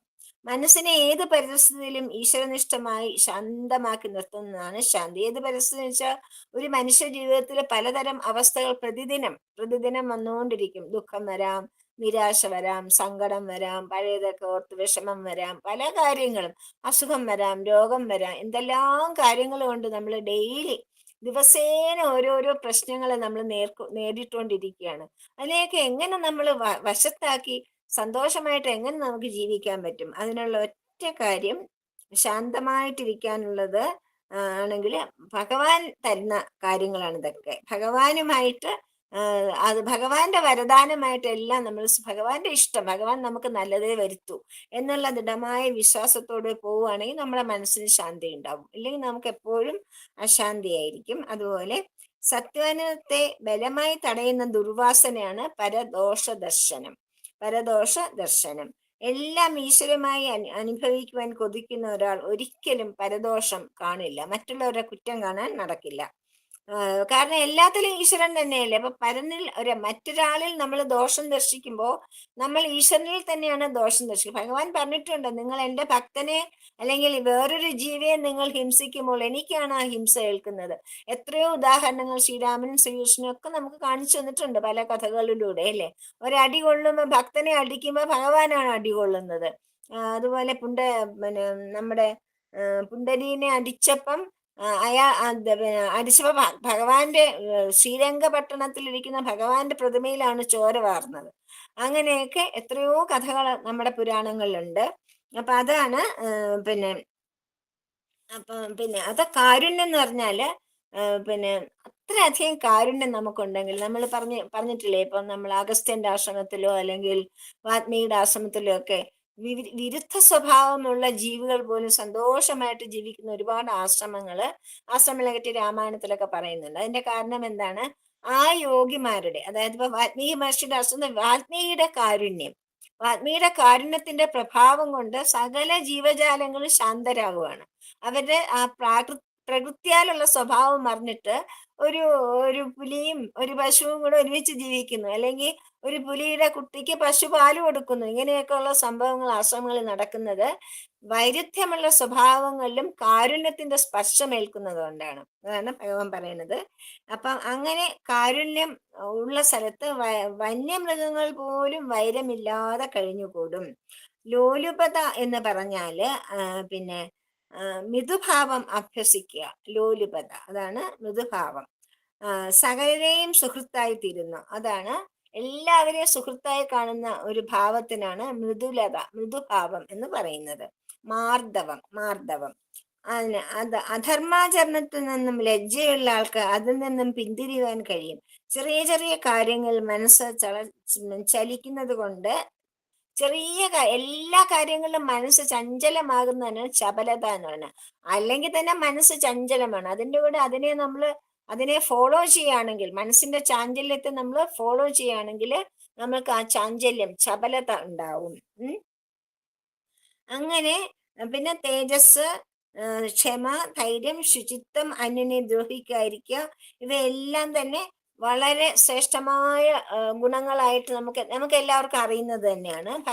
ഭഗവത്ഗീതയില് സ്ത്രീകളുടെ 7 ഗുണങ്ങളായിട്ട് പറഞ്ഞത് ഇതൊക്കെ തന്നെയാണ്. ക്ഷമ, സ്ഥൈര്യം, ആർജവം, പിന്നെ ഇങ്ങനെയുള്ള കാര്യങ്ങൾ തന്നെയാണ് ഭഗവാൻ അതിൽ പറഞ്ഞിട്ടുള്ളത്. അതുപോലെ ദുരഭിമാനമാണ് അതിമാനത എന്ന് പറയുന്നത്. ഇല്ലാത്തതുണ്ടെന്ന് അഭിമാനിക്കുക, ഉള്ളതിനേക്കാളും കൂടുതൽ ഉണ്ടെന്ന് അഭിമാനിക്കുക, അല്ലെങ്കിൽ ശരിയായതുണ്ടായിട്ടും അതിനെ മറച്ചു വെച്ചുകൊണ്ടൊരു അഭിമാനം ഭാവിക്കുക, അതിനൊക്കെയാണ് ദുരഭിമാനം എന്ന് പറയുന്നത്. അപ്പം അതില്ലാതിരിക്കലാണ് നാദിമാനിത. അതിമാനിത എന്ന് വെച്ചാൽ ദുരഭിമാനം, നാദിമാനിത എന്ന് വെച്ചാൽ ദുരഭിമാനം ഇല്ലായ്മ. ശാസ്ത്രപരിചയവും പൗരുഷവും കൊണ്ട് സത്യാന്വേഷണിക്ക് ഈ ദൈവസമ്പത്തുകളെല്ലാം നിരന്തരം വളർത്തിക്കൊണ്ടുവരാൻ യത്നിക്കേണ്ടതാണ്. മറ്റു മതങ്ങളും തത്വചിന്തകളും സന്മാർഗനിഷ്ഠ അഥവാ സദാചാരം എന്ന് വിവരിക്കുന്നവ തന്നെയാണ് ഈ സമ്പത്ത്. ഇപ്പൊ നമ്മള് പിന്നെ 10 കൽപ്പനകളിലോ അല്ലെങ്കിൽ ഖുറാനിലോ ബുദ്ധമതത്തിലോ ജൈനമതത്തിലോ എല്ലാം എല്ലാ റൂൾസ് കൊടുത്തിട്ടുണ്ടല്ലോ, ഭക്തന്മാർക്കുള്ള റൂൾസ്. ആ റൂൾസ് ഒക്കെ തന്നെ ഇതൊക്കെ തന്നെയാണ്. നമ്മൾ നോക്കി അറിയാം. ദ്രോഹിക്കാതിരിക്കുക, കള്ളം പറയാതിരിക്കുക, ആസ്തേയം, മറ്റുള്ളവരുടെ അപഹരിക്കാതിരിക്കുക, കുറ്റം കാണാതിരിക്കുക, ഇതൊക്കെ തന്നെയാണ് എല്ലായിടത്തും പറയുന്നത്. അപ്പൊ എല്ലാ മതങ്ങളും ഒരേ ഈശ്വരനേ ഉള്ളൂ, എല്ലാ മതങ്ങളും ഒന്ന് തന്നെ. അതാണ് ഭഗവാൻ പറഞ്ഞ പ്രേമത്തിന്റെ മതം മാത്രമേ ഉള്ളൂ. എല്ലാ മതങ്ങളും പറയുന്നത് പ്രേമം മാത്രമാണ്. നമുക്കൊക്കെ ഇല്ലാതെ പോണതും ആ പ്രേമം മാത്രമാണ്. അപ്പം നമുക്ക് മതം എന്ന് പറയുന്നത് എല്ലാ മതങ്ങളും ഒരേ ഈശ്വരനെ വിശ്വസിച്ചുകൊണ്ട് പല രൂപങ്ങളിൽ പല ഭാവങ്ങളിൽ പൂജിക്കുന്നുവെങ്കിലും ഒരേ ആശയത്തിലാണ് എല്ലാ മതങ്ങളും അധിഷ്ഠിതമായിരിക്കുന്നത്. അപ്പൊ ദൈവീ സമ്പത്ത് ഇങ്ങനെ വിസ്തരിച്ച് പറഞ്ഞ ശേഷം ഭഗവാൻ ആസുരി സമ്പത്ത് എന്തൊക്കെയാണെന്ന് പറയുകയാണ് ഇനി. ദംഭോ ദർപ്പോ അഭിമാനശ്ച ക്രോധാ പാരുഷ്യമേവ ച അജ്ഞാനം ചാഭിജാതസ്യ പാർത്ഥാ സമ്പദമാസുരീം. ദംഭം, താൻ വലിയ ധർമ്മരക്ഷകനാണ്, ഞാനാണ് കേമൻ, എല്ലാം സംരക്ഷിക്കുന്ന ആളാണ് ഞാൻ എന്നുള്ള ഭാവം, അതിനാണ് ദംഭം എന്ന് പറയുന്നത്. അതാണ്. ദർപ്പം എന്ന് പറഞ്ഞാല് കുലം, ധനം, സ്ഥാനമാനങ്ങൾ, ഇതിലേക്കുള്ള നമ്മുടെ അഹങ്കാരം, നമുക്കൊരു അഹന്തയുണ്ടല്ലോ, അതിലേക്ക് അഭിമാനമുണ്ട്, അതിനാണ് ദർപ്പം എന്ന് പറയുന്നത്. അഭിമാനം എന്ന് വെച്ചാൽ തന്നെക്കാളും ശ്രേഷ്ഠനായിട്ട് ഇനി ആരുമില്ല എന്നുള്ള ഭാവം, അതിനാണ് ദുരഭിമാനം എന്ന് പറയുന്നത്. ഞാനാണ് ഏറ്റവും ശ്രേഷ്ഠനായ എന്നുള്ള ആ ഒരു ഭാവം. ക്രോധം എന്ന് വെച്ചാൽ എല്ലാത്തിനും കോപിക്കുന്ന സ്വഭാവം. പാരുഷ്യം എന്ന് വെച്ചാൽ പെരുമാറ്റത്തിൽ എപ്പോഴും പാരുഷ്യമാണ്, പരുഷതയാണ്, ഒരു സോഫ്റ്റ്നെസ് ഇല്ല, ഒരു മൃദുലതയില്ല, മാർദ്ദവമില്ലാതെ വർത്തമാനം. നമ്മുടെ നമ്മുടെ നമ്മുടെ ചുറ്റും കാണുന്ന എത്രയോ പേരിലുണ്ട്. നമ്മൾ പലരുമായിട്ടും ഒരുപാട് പേരെ നമ്മുടെ ചുറ്റും കാണാം, ഒരു മാർദ്ദവമില്ല പെരുമാറ്റം. എന്തോന്നത് എങ്ങനെ പെരുമാറണം നമ്മൾ ചോദിച്ചു പോകും. ആ രീതിയിൽ ഭഗവാന്റെ ഭക്തന്മാരാണെങ്കിൽ പോലും, ഭഗവത് ഭക്തർ എന്ന് പറഞ്ഞാൽ, ഭഗവത് ഭക്തർ വെച്ചാൽ സായി ഭക്തർ മാത്രമല്ല, ഇപ്പൊ നമ്മൾ അമ്പലങ്ങളിലൊക്കെ പോണില്ലേ, ഗുരുവായൂർ പോയാലും എവിടെ പോയാലും ഈ പാരുഷ്യം കാണുന്നുണ്ട്. അപ്പം ഭക്തനെന്ന് പറയുന്നെങ്കിലും പരിശുദ്ധ ഉണ്ടെങ്കിൽ ഭക്തനാവാൻ പറ്റില്ല. ആസുരി സമ്പത്താണ് അത്, മനസ്സിലായില്ലേ? എല്ലാത്തിനും കോപിക്കുക, പാരുഷ്യം. അജ്ഞാനം സത്യബോധമില്ലായ്മ, ഭഗവാനെ പറ്റി ഒരു വിചാരവും ഇല്ല, അതാണ് സത്യബോധമില്ലായ്മ എന്ന് പറയുന്നത്. ഇതൊക്കെയാണ് പാർത്ഥ ആസുരി സമ്പത്ത് എന്ന് പറയുന്നത്. താൻ വലിയ ധർമ്മരക്ഷകനാണെന്നുള്ള ഭാവം, കുലം, ധനം, സ്ഥാനമാനങ്ങൾ ഇവയെ ചൊല്ലിയുള്ള അഭിമാനം, തന്നെ കവിഞ്ഞ് പൂജനീയനായിട്ട് ആരുമില്ലെന്നുള്ള ദുരഭിമാനം, എന്തിനും കോപിക്കുന്ന സ്വഭാവം, പെരുമാറ്റത്തിൽ സദാ പരിശുദ്ധ, ഒരു സോഫ്റ്റ്നെസ് ഇല്ലാതെ, നമുക്ക് ഒരാളെ കണ്ട എത്രയോ പേരെ നമ്മൾ കണ്ട ഒന്ന് കൊണ്ട് മിണ്ടാനോ ഒന്ന് ചിരിക്കാനോ ഒന്ന് തൊഴാനോ സായിരാം പറയാനോ ഒന്നും തോന്നാത്ത എത്രയോ പേരെ നമ്മൾ കണ്ടുമുട്ടാറുണ്ട് അല്ലേ? പരുഷ്യം, അവരുടെ സ്വഭാവത്തിലെ പരുഷത കൊണ്ടാണത്. അതുകൊണ്ട് നമ്മൾ മാറിപ്പൊക്കളയും. മൃദുവായ ഒരു സ്വഭാവമുള്ള ഒരാൾക്ക് നമുക്ക് എന്തും ചോദിക്കാനും പറയാനും ഒക്കെ ഒരു സന്തോഷം ഉണ്ടാവും ഇല്ലേ? അപ്പം സത്യബോധമില്ലായ്മ, ഇതൊക്കെയാണ് കുന്തിപുത്ര ആസുരവർഗത്തിൽ ജനിച്ചവന്റെ സമ്പത്തുകൾ എന്ന് പറയാണ്. ആസുരി സമ്പത്ത്, അവിദ്യയുടെ ഇരുട്ടിന്റെ മാർഗമാണ് ആസുരമാർഗം. സത്യത്തിൽ നിന്നുള്ള നിരന്തരമായ അകൽച്ചയാണത്. ദൈവീ സമ്പത്തിന് നേരെ വിപരീതവും അന്തിമമായി ധർമ്മരക്ഷ നടത്തുന്നതും ഭഗവാനാണ് എന്നുള്ള വിചാരം ഇല്ലാത്തതുമായ ആണാണ് ആസുരി സമ്പത്തുള്ളത്. ഭഗവാനെ പോലും കവച്ചു വെച്ച് ഞാനാണ് ധർമ്മരക്ഷകൻ എന്നുള്ള ഭാവം പിന്നെ വെച്ചു പുലർത്തുന്ന, ദുരഭിമാനം വെച്ചു പുലർത്തുന്ന ആളാണ്. ദംഭമുള്ള ആൾ, വെറും ജഡദേഹത്തെ ആസ്പദമാക്കി കുലധനാദികളിൽ, ജഡദേഹം ഈ നമ്മുടെ ധനവും സമ്പത്തും വീടും നമ്മുടെ സ്ഥലങ്ങളും കാറും മോറും എല്ലാം എന്താണ്? ജഡങ്ങളാണ്. ഏത് സമയവും ഇല്ലാണ്ടാവാം, ഏത് സമയവും നഷ്ടപ്പെട്ടു പോകുന്ന കാര്യങ്ങളാണ്, ഇല്ലാത്ത കാര്യങ്ങൾ. അതിനെ പറ്റിയുള്ള അഹങ്കാരം എല്ലാം എനിക്ക് എന്റേതാണെന്നുള്ള ഭാവം, അതാണ് പിന്നെ അതാണ് ദർപ്പം. തന്നെ എല്ലാവരും പൂജിക്കണമെന്ന ചിന്തയാണ് അതിമാനിത. നാതിമാനിതയ്ക്ക് നേരെ വിപരീതം പറഞ്ഞല്ലോ, ദുരഭിമാനം, അതിമാനിത എന്നിട്ട് ഞാൻ വലിയ പൂജനീയാണ്, എന്നെ കണ്ട ഒരാളും ഇല്ല വേറെ പൂജനീയനായിട്ട്, അതുകൊണ്ട് എന്നെ എല്ലാവരും പൂജിച്ചോളണം എന്നുള്ള ഭാവം. നമുക്കറിയാം ഒരുപാട് പേര് അങ്ങനെ ഉണ്ട്. അപ്പോ ഇതിനൊക്കെ അക്രോധത്തിന് നേരെ വിപരീതമായ ക്രോധം, അതായത് ദേവീ സമ്പത്തിയുടെ നേരെ വിപരീതമായിട്ടുള്ള കാര്യങ്ങൾ എടുത്തിട്ട് ആസുരി സമ്പത്തായി മാറും. അജ്ഞാനം, ആത്മാവിനെ അറിയാത്തവർ ജഡത്തിനെ സത്യമെന്ന് വിചാരിക്കുന്നു. ഭഗവാനെ അറിയുന്നതേ ഇല്ല. സത്യം എന്ന് പറഞ്ഞാൽ ഭഗവാനെ അറിയാത്തത് കൊണ്ട് ജഡമായി കാണുന്ന ഈ പ്രപഞ്ചം മുഴുവൻ സത്യമാണെന്ന് വിശ്വസിക്കുന്നു. അത് അജ്ഞാനം. ആത്മാവിനെ അറിയാത്തവർ ജഡമാണ് സത്യമെന്ന് ഭ്രമിക്കുന്നു. ആസുരസമ്പത്തിന്റെ കാതലായ ഭാഗം ഈ അജ്ഞാനമാണ്. ആസുരസമ്പത്തിന്റെ എന്ന് വെച്ചാൽ ഈശ്വരനുണ്ട്, ഈശ്വരനാണ് സർവസ്വം എന്ന് വിശ്വസിച്ച് കഴിഞ്ഞാൽ തന്നെ, അതായത് ഭഗവാൻ പറഞ്ഞ ദൈവപ്രീതി ഉണ്ടെങ്കിൽ തന്നെ നമുക്ക് പാപഭീതി ഉണ്ടാവും. ദൈവപ്രീതി ഇല്ലാത്ത ആൾക്കാരാണ് അസുരന്മാർ. അവർക്ക് ഈശ്വരനോട് സ്നേഹമില്ല, ഈശ്വരൻ ഉണ്ടെന്നുള്ള വിചാരം പോലും ഇല്ല. നിരീശ്വരവാദികളാണ് അവർ. നിരീശ്വരവാദികളായ അവർക്ക് ഈശ്വരപ്രേമമില്ല, അതുകൊണ്ട് തന്നെ പാപഭീതി ഇല്ല. നമ്മുടെ ഗവൺമെന്റ് ഒക്കെ ചെയ്യുന്ന എന്താണ്? ഈ പാപഭീതി ഇല്ലാത്തതുകൊണ്ടല്ലേ ഇങ്ങനെയൊക്കെ ചെയ്യണം. എന്തുകൊണ്ടാണ് അവർക്ക് പാപഭീതി ഇല്ലാത്തത്? ഈശ്വരൻ ഉണ്ടെന്ന് വിശ്വസിക്കുന്നില്ല. അതുകൊണ്ട് തന്നെ എല്ലാം അറിഞ്ഞാലും എന്തൊക്കെ അനുഭവിച്ചാലും ഈശ്വരൻ ഇല്ലെന്ന് വിശ്വസിക്കാൻ എങ്ങനെ സാധിക്കും? അപ്പം ആ ഒരു അവസ്ഥയാണ് അസുരാവസ്ഥ, അസുരന്മാരുടെ അവസ്ഥ. അജ്ഞാനത്തെ തുടർന്ന് ജഡവിഷയങ്ങളുടെ പിന്നാലെ പായുകയും ചെയ്യും. എല്ലാ ജഡവിഷയങ്ങളും കൂട്ടി ചേർത്ത് വെക്കുവാനാണ് വ്യഗ്രത. ഒരുപാട് സമ്പത്ത് ഉണ്ടാക്കുക, ഒരുപാട് വീടുകളും കാറുകളും അതും ഇതും, അതായത് ഭൗതികമായ സമ്പത്ത് ഇങ്ങനെ ആർജിച്ചു കൂട്ടുക, അതാണ് അവരുടെ പ്രധാനപ്പെട്ട ലക്ഷ്യം. അതൊക്കെ സത്യമാണെന്നാണ് അവര് വിചാരിക്കുന്നത്. അത് ആസുര സമ്പത്തിന്റെ ഒരു സ്വഭാവമാണ്. ഈ ദുർവാസനകളെയൊക്കെ നമുക്ക് മാറ്റാൻ പറ്റും. എങ്ങനെ? പരിവർത്തനം തീർച്ചയായിട്ടും പറ്റും. എല്ലാത്തിനും പരിവർത്തനം ഉണ്ടാക്കാം. എങ്ങനെ? പക്ഷേ സ്വന്തമായിട്ട് അവനോട് തന്നെ തീരുമാനിച്ചുകൊണ്ട് സത്സംഗത്തിലും പൗരുഷത്തിലും, സത്സംഗവും പൗരുഷവും കൊണ്ട് ജയിച്ച് സദ്വാസനകളിലേക്ക്, ഈ ക്രോധമുണ്ടെങ്കിൽ അക്രോധമുണ്ടല്ലോ, അപ്പൊ ക്രോധത്തിൽ നിന്ന് അക്രോധത്തിലേക്ക് പോകണം. ആസുര സമ്പത്തിന് ദൈവസമ്പത്തിലേക്കുള്ള പരിവർത്തനം ഉണ്ടാവാൻ സ്വയം തന്നെ ശ്രമിക്കണം. അതിനാണ് ഭഗവാൻ പറയുന്നത്, അതാണ് നമുക്ക് മാറ്റം വരുത്തുന്നത് എന്നാണ് ഭഗവാൻ പറയുന്നത്. അപ്പൊ ഈ ദൈവാസുര സമ്പത്തുകളെ നന്നായിട്ട് ഇങ്ങനെ പറഞ്ഞു തന്ന ശേഷം ഭഗവാൻ അർജുനനോട് പറയാണ്, അർജുനൻ ഈ രണ്ടതിൽ ഏതിൽ പെടുന്നു?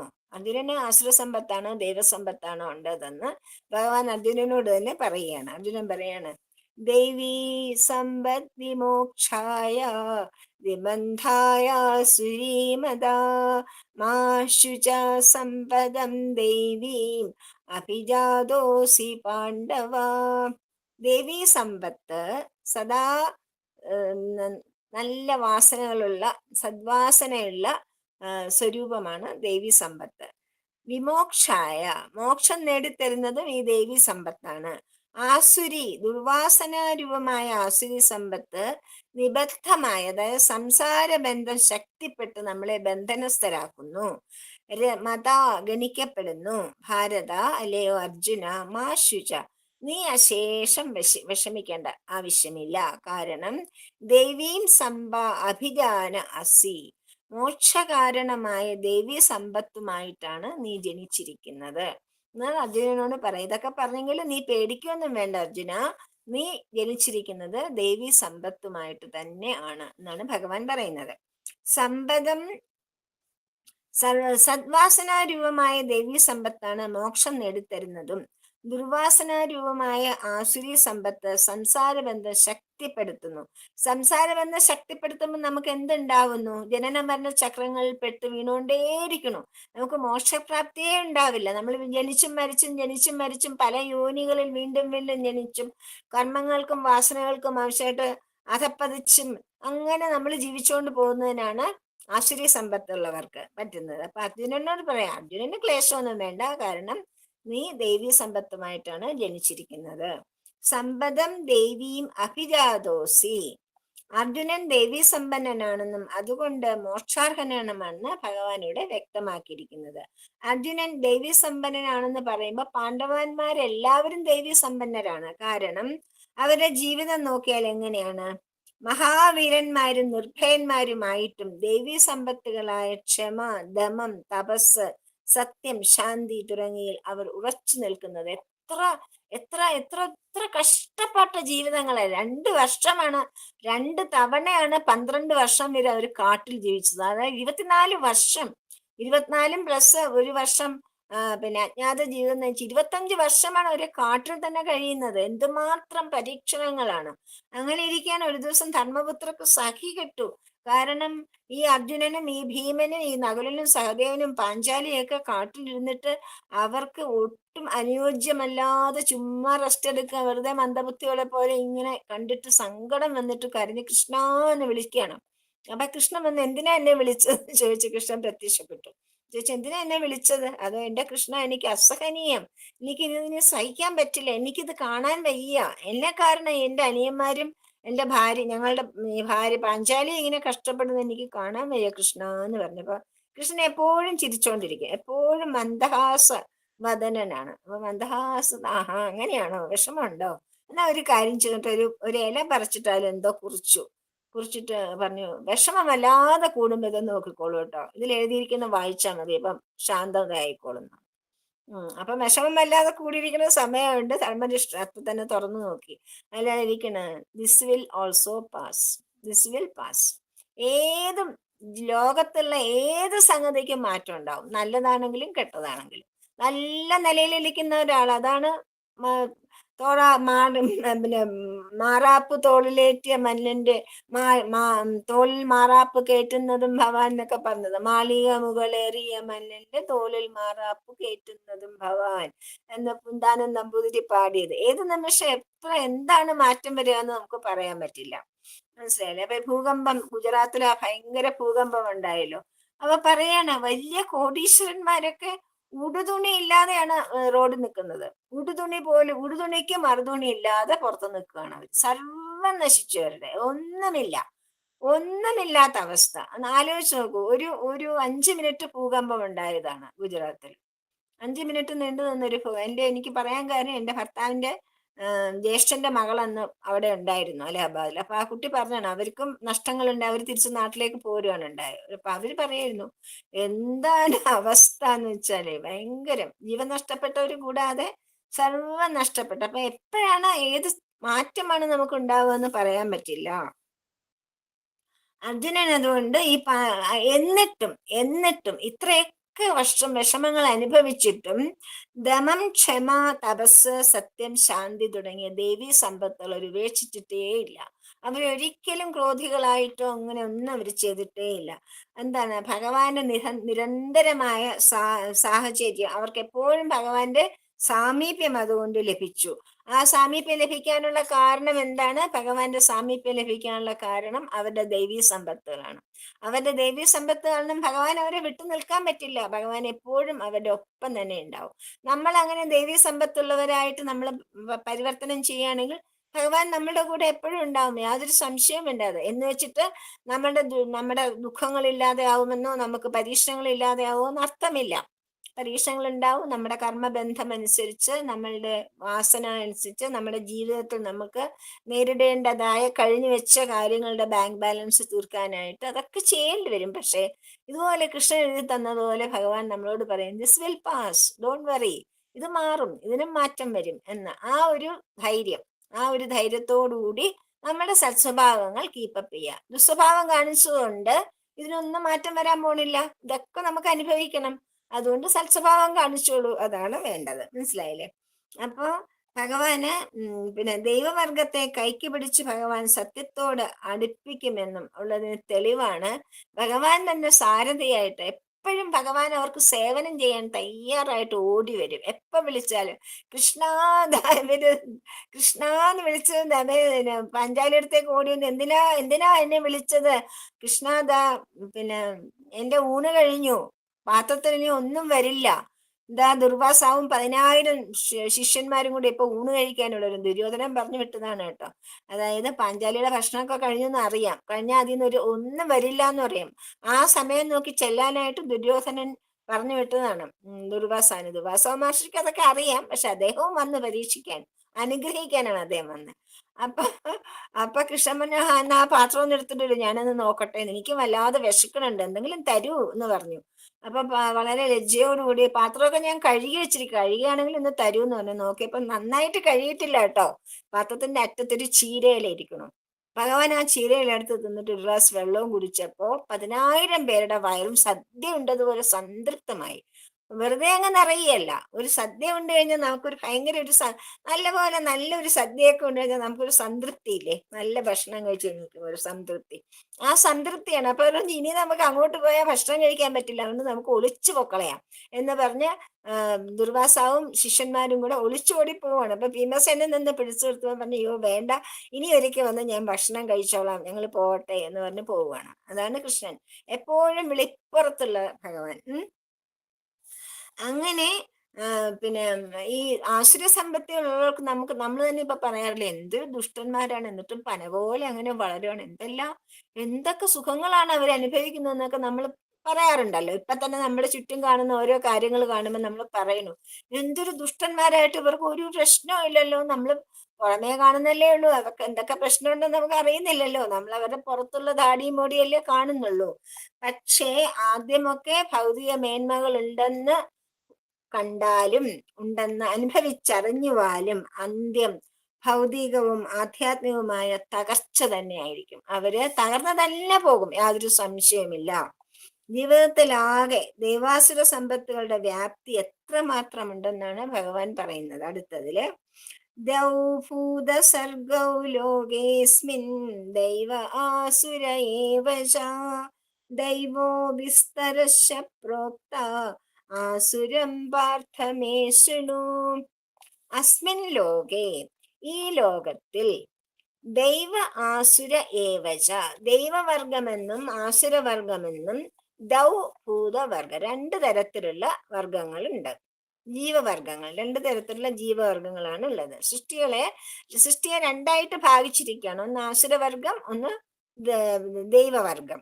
പാർത്ഥ, അല്ലയോ അർജുന, ദൈവ വിസ്തരശ പ്രോക്ത, ദേവവർഗത്തെ കുറിച്ച് ഞാൻ വിസ്തരിച്ച് എനിക്ക് പറഞ്ഞു തന്നു കഴിഞ്ഞു. മേ ആസുരം ശൃണു, നീ എന്നിൽ നിന്ന് ആസുരവർഗത്തെപ്പെട്ട് അതുപോലെ വിസ്തരിച്ച് കേട്ടുകൊള്ളൂ എന്ന് പറയണം. ഈ ലോകത്തിൽ ദേവവർഗമെന്നും അസുരവർഗമെന്നും 2 തരം ജീവസൃഷ്ടികളെ ഉള്ളൂ. ഒന്നിൽ ദൈവവർഗമായിരിക്കും, അല്ലെങ്കിൽ ആസുരവർഗമായിരിക്കും. അതിൽ 2 ഉള്ളൂ. 2 ഗണത്തിൽപ്പെട്ടവരാണ് ഉള്ളത്. ദേവവർഗത്തെ കുറിച്ച് ഞാൻ പറഞ്ഞു തന്നു കഴിഞ്ഞു. നീ ആസുരവർഗത്തെ കുറിച്ച് പറയാം.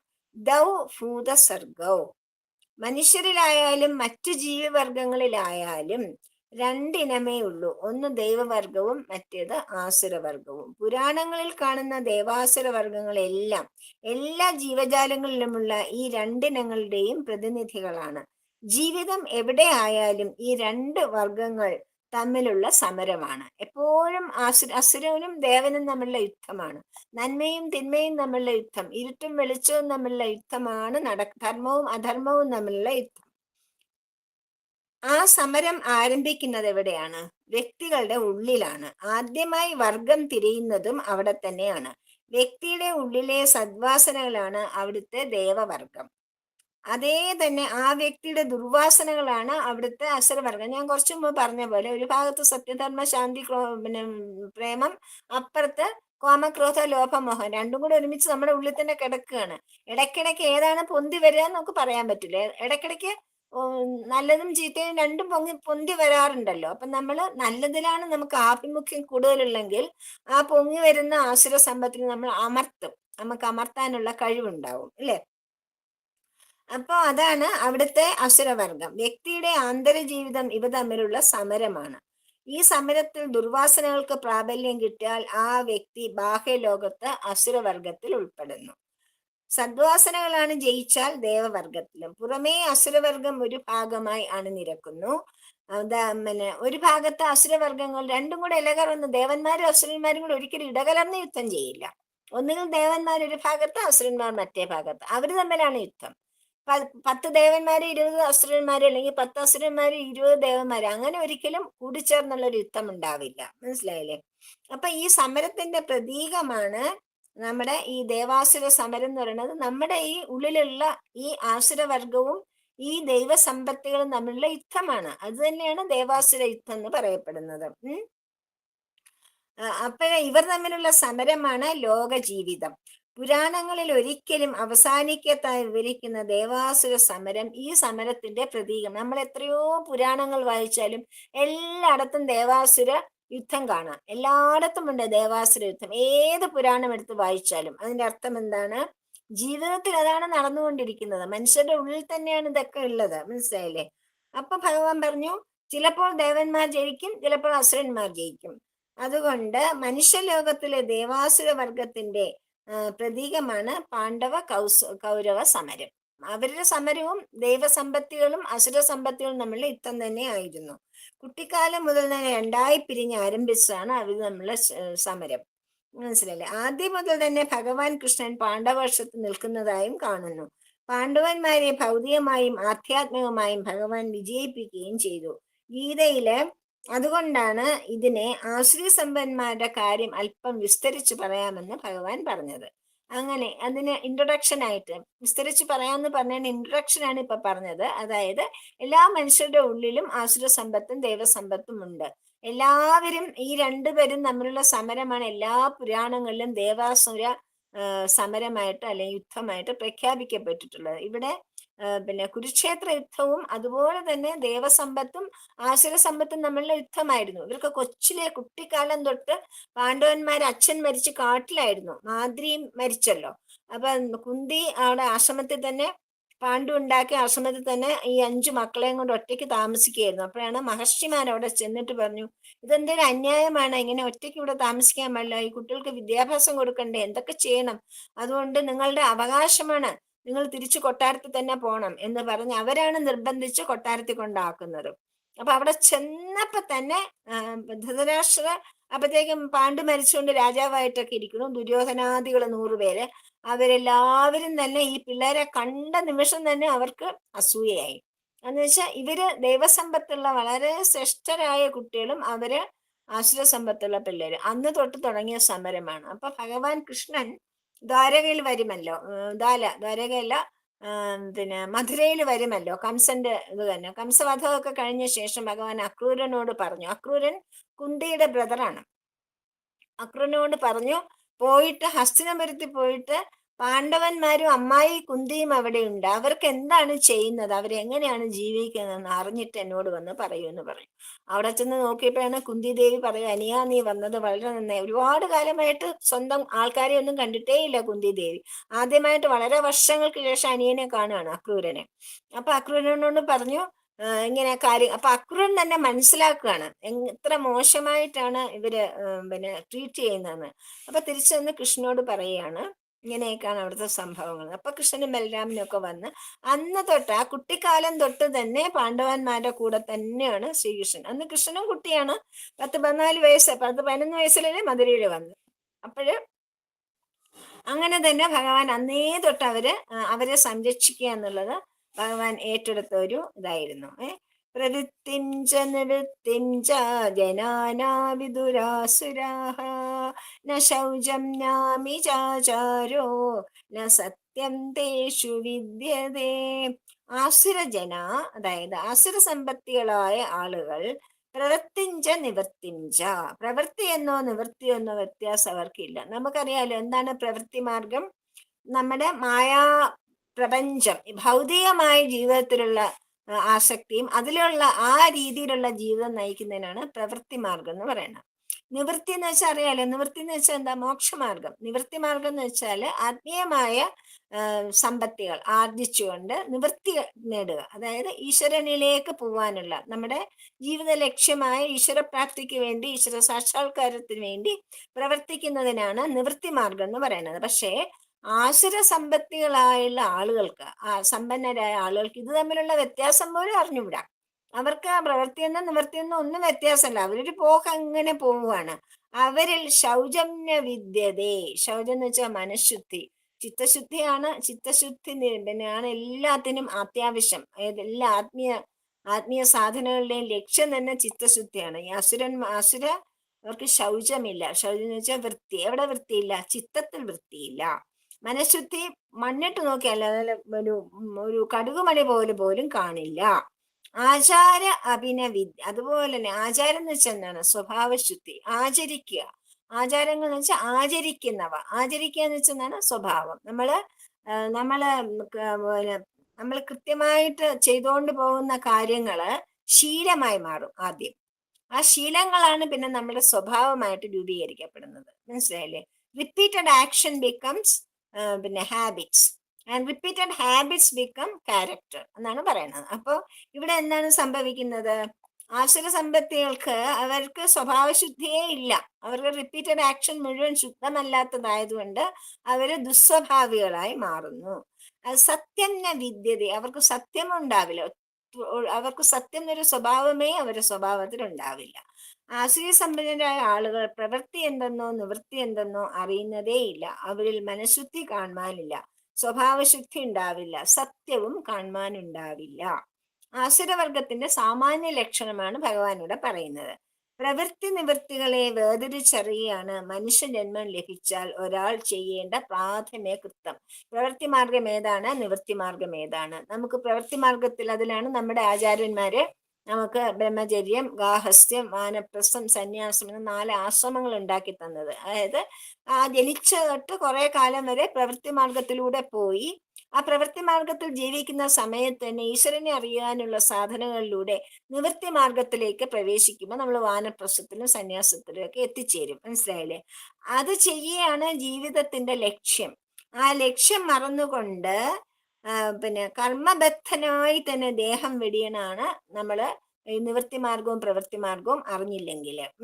അപ്പം ശരീരം, ഈ ചോദ്യങ്ങൾ സ്വയം നമ്മൾ തന്നെ ചോദിക്കണം. നമ്മൾ ഈ നിവൃത്തി മാർഗവും പ്രവൃത്തി മാർഗവും തമ്മിൽ അറിയാതെ, നമ്മുടെ ലക്ഷ്യം നേടാതെ മരിച്ചു പോണമോ? അതാണോ നമ്മുടെ ഉദ്ദേശം ജീവിതത്തിന്റെ എന്ന് നമ്മൾ ചോദിക്കണം. ഈ സജ്ജനങ്ങളോട് ആരാഞ്ഞ് ഉത്തരം കണ്ടുപിടിക്കലാണ് പ്രവൃത്തി നിവൃത്തി മാർഗങ്ങളെ വേർതിരിക്കുന്നത്. നമ്മുടെ ഏറ്റവും സുന്ദരനും സുമുഖനും മഹാബുദ്ധിശാലിയും ഒക്കെ ആയിരുന്ന, വളരെ യുവാവായിരുന്ന, 20 വയസ്സ് പ്രായമുണ്ടായിരുന്ന വിവേകാനന്ദൻ എല്ലാവരോടും ചോദിച്ചു നടന്നിരുന്നു, ഭഗവാനെ കണ്ടിട്ടുണ്ടോ, ഈശ്വരനെ കണ്ടിട്ടുണ്ടോ, നേരിൽ കണ്ടിട്ടുണ്ടോ. അതാണ് നിവൃത്തി മാർഗത്തിലേക്കുള്ള ആദ്യത്തെ പടി. പ്രവൃത്തി മാർഗത്തിലൂടെ നാം സഞ്ചരിക്കുമ്പം ഇങ്ങനെ ഓരോ ക്വസ്റ്റ്യൻസ് കണ്ടിട്ടുള്ളവരോടൊക്കെ കണ്ടിട്ടുണ്ടോ എന്ന് അന്വേഷിക്കുക.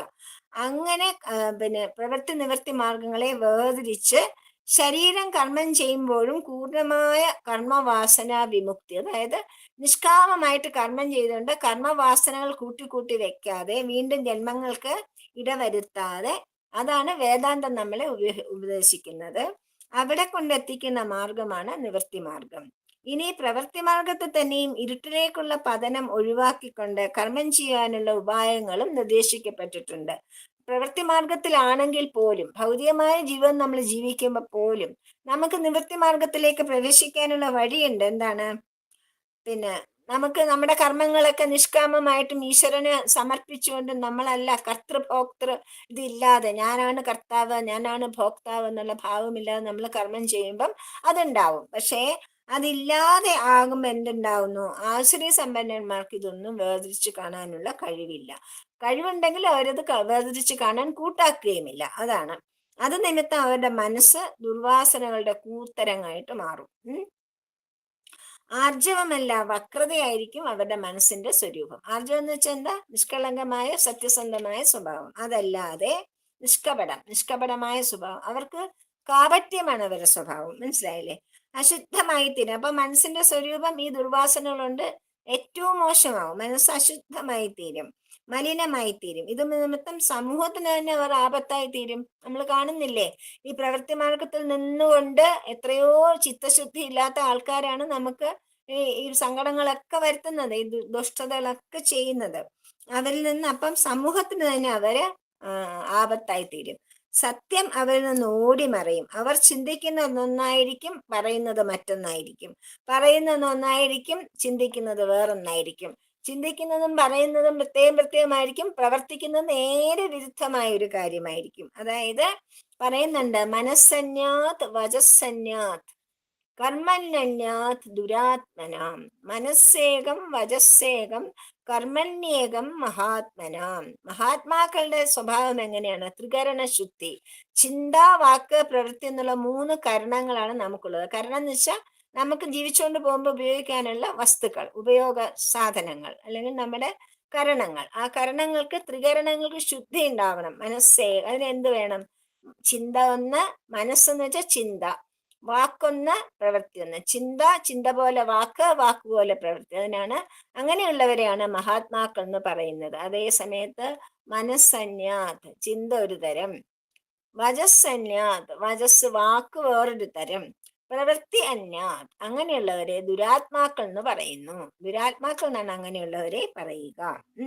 അവര് പിന്നെ ചിന്തയ്ക്കും വാക്കിനും പ്രവർത്തിക്കും നമ്മൾ യാതൊരു പൊരുത്തവും ഇല്ലാതിരിക്കും. മനോവാക്കായ കർമ്മങ്ങളെ പൊരുത്തപ്പെടുന്നതിനാണ് സത്യം എന്ന് പറയുന്നത്. ആസുരി സമ്പത്തുള്ളവർക്ക് അതൊരിക്കലും സാധിക്കില്ല. അവരെ കൊണ്ട് അത് അസാധ്യമാണ്. അവരുടെ സ്വഭാവം അങ്ങനെയായിപ്പോയി. ഇങ്ങനെ അവർ സ്വയം പതിക്കുക മാത്രമല്ല, കൂടെയുള്ള സമൂഹത്തെ കൂടെ അവർ പതിപ്പിക്കുകയും ചെയ്യും. ആസുരി സമ്പന്നമാരുടെ സാമാന്യ ലക്ഷണമാണ് ഭഗവാൻ ഇവിടെ പറഞ്ഞു തന്നത്. ഇനി നിനക്ക് അവരുടെ നിലനിൽപ്പിനെ കുറിച്ചുള്ള അവരുടെ വീക്ഷണം, അതായത് ജഗത്തിന്റെ നിലനിൽപ്പുണ്ടല്ലോ, ജഗത്തിന്റെ നിലനിൽപ്പ് എങ്ങനെയാണെന്നുള്ള അവരുടെ വീക്ഷണത്തെ പറ്റിയാണ് ഭഗവാൻ നമുക്ക് അടുത്ത ശ്ലോകത്തിൽ പറയാൻ പോണത്. അത് 8ാമത്തെ ശ്ലോകം. അപ്പൊ അത് 4 മണി ആയല്ലോ, അതുകൊണ്ട് അടുത്ത ക്ലാസ്സിൽ എടുക്കാം അല്ലെ, തിങ്കളാഴ്ച എടുക്കാം. അപ്പൊ അതാണ് ഭഗവാൻ ദൈവാസുര സമ്പത്ത് യോഗത്തെ പറ്റി പറഞ്ഞു തരുന്നു നമുക്ക്. അപ്പം നമ്മളും ഓരോരുത്തരായിട്ട് നമുക്കുണ്ട് 2 സ്വഭാവങ്ങൾ നമ്മളിലുണ്ട്. അപ്പം ആസുര സമ്പത്തുകൾ നമ്മൾ ഉയർന്നു വരുമ്പോൾ ഉടൻ തന്നെ നമ്മൾ ഈ ഭഗവത് വചനങ്ങളും ഈ സത്സംഗവും നമ്മൾ ഇതൊക്കെ പഠിക്കുന്നത് കൊണ്ട് അതിനെ അടക്കുവാൻ, അതിനെ ത്യജിക്കുവാനായിട്ടുള്ള ഓരോ കാര്യങ്ങൾ, സാധനങ്ങളും സത്സംഗവും പിന്നെ സ്വാധ്യായവും ഒക്കെ ചെയ്ത് നമ്മൾ നന്നായിട്ട് വരാനായിട്ട് സാധിക്കണം. അതാണ് നമ്മളുടെ ജയം എന്ന് പറയുന്നത്. സർവത്ര ഗോവിന്ദ നാമ സങ്കീർത്തനം, ഗോവിന്ദ ഗോവിന്ദ. യാതൊന്നു കാൺമതതു നാരായണ പ്രതിമ, യാതൊന്നു കേൾപ്പതതു നാരായണാർച്ചനകൾ, യാതൊന്നു ചെയ്വതതു നാരായണാർച്ചനകൾ, യാതൊന്നു കാൺമതതു നാരായണ പ്രതിമ, യാതൊന്നതൊക്കെ ഹരിനാരായണായ നമ. സ്വസ്തി പ്രജാഭ്യ പരിപാലയന്താം ജ്ഞാനേന മാർഗേണ മഹീമഹീഷാം गो ब्राह्मणेभ्यः शुभमस्तु नित्यं समस्तलोकाः सुखिनो भवन्तु समस्तलोकाः सुखिनो भवन्तु समस्तलोकाः सुखिनो भवन्तु ॐ शान्ति शान्ति शान्तिः. साईराम.